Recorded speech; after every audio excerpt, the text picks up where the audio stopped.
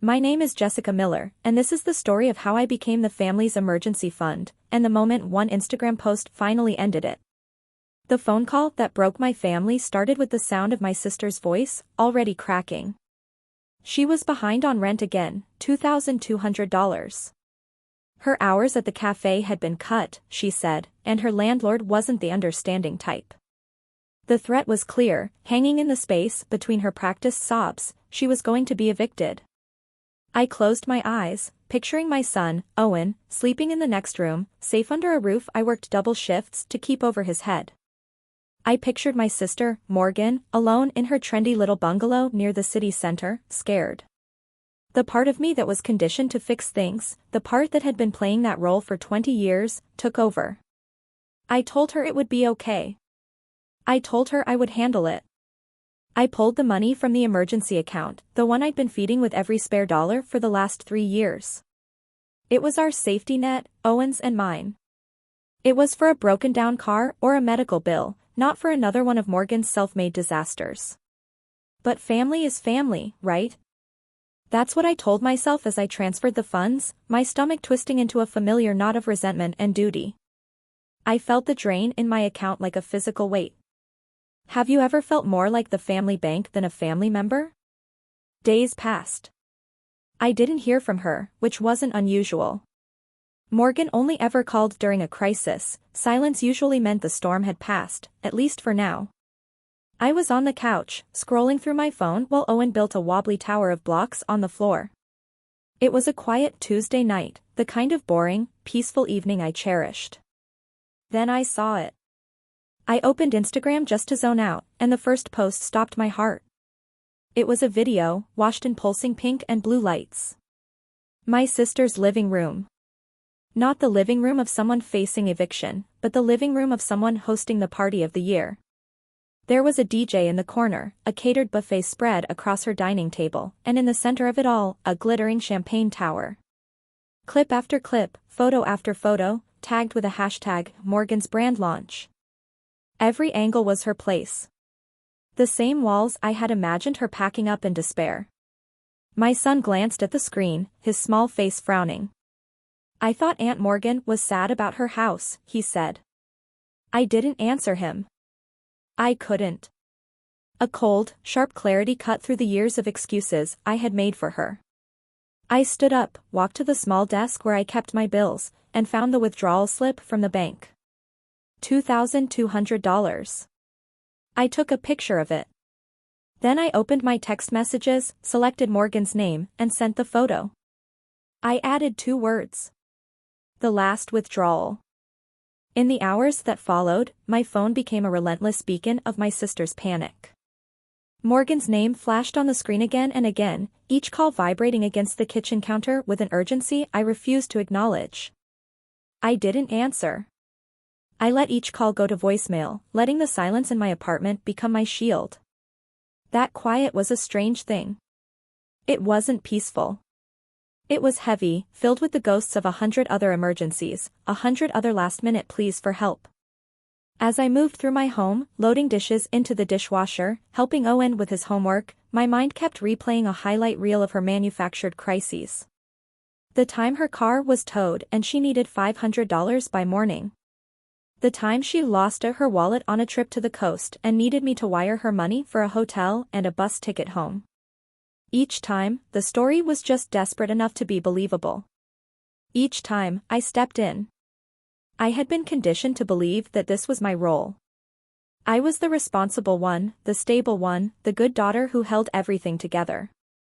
And a part of me felt a deep, burning shame for allowing it to happen again. I had seen the red flags. I had felt the familiar pull of her dramatic narrative, and I had ignored my own instincts because it was easier than facing the fight that would come from saying no. The anger was there, hot and sharp, but underneath it was something else, something heavier. It was the first pang of grief. Not for my sister, not yet. It was grief for the version of my family I had desperately tried to believe in. The one where my support was a gift, not an expectation. The one where love wasn't transactional. I had spent so much of my life trying to earn my place as the reliable one, thinking it made me essential. Now, in the stark silence of her unanswered calls, I saw that it had only made me predictable. It made me a resource. My phone buzzed again, a softer vibration this time. A text. I glanced down. I don't understand why you're doing this to me. It was just a small get-together. The lie was so effortless, so automatic, that I almost had to admire it. She wasn't sorry she had deceived me, she was angry she had been caught. And in that moment, something inside me began to harden. The shame started to recede, replaced by a cold, unfamiliar resolve. The weight of being the family fixer was immense, but the weight of this silence felt different. It felt like the beginning of taking my own power back. It was the first time I realized that my role in this family wasn't a noble one. It was a cage I had helped build, and the door had been open the entire time. By the next morning, the silence I had built around myself was breached. The pressure didn't come from just one direction anymore, it was a coordinated assault. The family's manipulation machine had whirred to life. Morgan's panicked calls stopped. In their place came a series of long, rambling texts. She was the victim now. The party was a misunderstanding, thrown for her by friends. She claimed the money was for next month's rent, not the rent that was supposedly overdue. She accused me of being cruel and unforgiving, of holding one mistake over her head when she was just trying to build a business. It was a masterclass in deflection, designed to make me feel guilty, to make me question my own reaction. I read the messages and felt nothing but a profound exhaustion. Then my father called. David's voice was the one it was always hardest to say no to. It was calm, steady, and laced with a familiar weariness. He didn't accuse me. He never did. He was the family's traditional peacemaker, the one who hated conflict more than anything. He told me Morgan was a mess. He said our mother, Jennifer, was beside herself with worry that all this fighting was bad for her health. He asked me, gently, to just call Morgan, to smooth things over. For your mother's sake, he said. The phrase landed like a well-aimed dart. It was the family's trump card, the one they always played when they needed me to fold. For years, I had believed that keeping the peace was my responsibility. That my discomfort was a small price to pay for my mother's happiness. But peace built on my silence wasn't peace at all. It was suppression. I told my father I needed some time, a vague response that bought me a few more hours of quiet. The final wave of the campaign came that afternoon. My phone lit up with a notification, but it wasn't a text or a call. It was a picture message from my mother. It was an old photo of Morgan and me as kids, maybe 5 and 7 years old, grinning on a swing set. There was no text, no explanation. Just the image, a silent, powerful reminder of a time when protecting my little sister was simple. Another one came an hour later, the two of us at her high school graduation, my arm around her shoulders. Then another, a photo from a family holiday years ago. It was a quiet, passive-aggressive siege meant to wear down my defenses with nostalgia and guilt. I stared at the pictures of the smiling girls we used to be, and I felt utterly alone. They weren't trying to understand. They weren't interested in the truth. They were just running the same old plays from the same old book, trying to force me back into my designated role. And for the first time, I wasn't just tired of the game. I was ready to stop playing. I was standing in my kitchen, feeling the walls of my own home closing in, when my phone rang with a name I didn't expect, my cousin, Rachel. Rachel was an nurse, which meant two things: she had no time for drama, and she had a built-in detector for lies that was second to none. She was the one person in our family who existed outside the tangled web of my parents and sister. Her voice on the line was a dose of calm reality. I heard there was a bit of an explosion, she said, her tone even. Want to tell me what actually happened? And so, I did. I told her everything. The desperate call for rent money, the withdrawal from my emergency fund, the Instagram party, the two-word text. I told her about Morgan's victim narrative, my father's peacemaking plea, and my mother's guilt-tripped photos. I laid it all out, the whole ugly pattern, and for the first time, I said the words out loud to someone who wasn't already on a side. I feel like I'm going crazy, I finished, my voice thin. They're all acting like I'm the one who did something wrong. Rachel was quiet on the other end for a long moment. I could hear the faint, distant beep of a machine in the background, a reminder of her world, where consequences were real and immediate. "You're not crazy, Jessica," she said finally, and her voice had a new edge to it, something hard and serious. "But you're missing the most important piece of the puzzle." I waited. "You know that trendy bungalow Morgan is so proud of?" she asked. "The rent there is insane. There's no way she could have qualified for the lease on a part-time cafe salary." A cold dread started to creep up my spine. "What are you saying?" "I'm saying," Rachel said, her voice dropping lower, "that someone had to co-sign that lease for her. Someone with good credit and a stable income, who would be on the hook legally if Morgan failed to pay." The pieces clicked into place with a sickening finality. There was only one person who fit that description, one person who was always quietly enabling Morgan's lifestyle behind the scenes. "Mom," I whispered. "Your mom," Rachel confirmed. Jennifer didn't just know about Morgan's finances. She co-signed the lease. She is just as liable for that $2,200 as Morgan is. The revelation hit me like a physical blow. It reframed everything. My mother's worried calls, her pleas for peace, the old family photos, it wasn't about family unity. It wasn't about her well-being. It was about her money. She wasn't a misguided peacemaker trying to hold her family together. She was a co-conspirator, a financially motivated partner in my sister's deception, and she was panicking because if I didn't pay, she would have to. The manipulation wasn't just emotional anymore. It was financial. And I had been funding the entire scheme. Hearing that my mother had co-signed the lease wasn't like pouring fuel on a fire. It was like dousing it with liquid nitrogen. The hot, messy anger I had been feeling for days instantly froze, solidifying into something cold, hard, and perfectly clear. The betrayal was so complete, so calculated, it left no room for doubt or second-guessing. In that moment of chilling clarity, the true grief finally hit me. It wasn't about the money. It was never really about the money. It was for the loss of the mother I thought I had. The mother I believed was, at her core, simply trying to keep the peace. That woman didn't exist.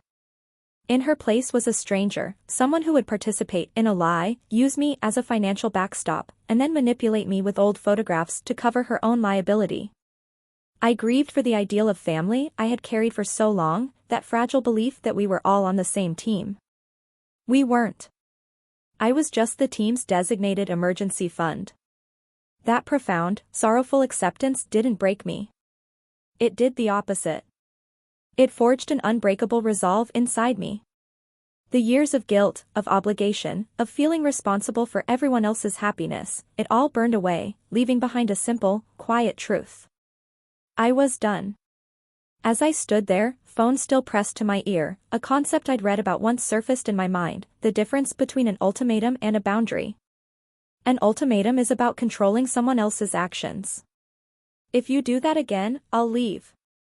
It's a threat. A boundary is about controlling your own actions. I will no longer be in situations where I am treated this way. It's a statement of personal policy. I wasn't going to give them an ultimatum. I wasn't going to threaten or demand an apology. I was simply going to define my own reality from now on. Armed with this new framework, I ended the call with Rachel. I took a deep breath, opened the family group chat, and saw the unanswered messages from my mother and sister still sitting there, waiting. I ignored them. I typed out a single, calm message. Going forward, I wrote, I will no longer be providing financial support of any kind, paying bills, lending money, or acting as an emergency contact for financial matters. I am responsible for my home and my son. Everyone else is responsible for their own. I didn't add apologies or explanations. I didn't soften the blow. I just stated my boundary. Then, I hit send.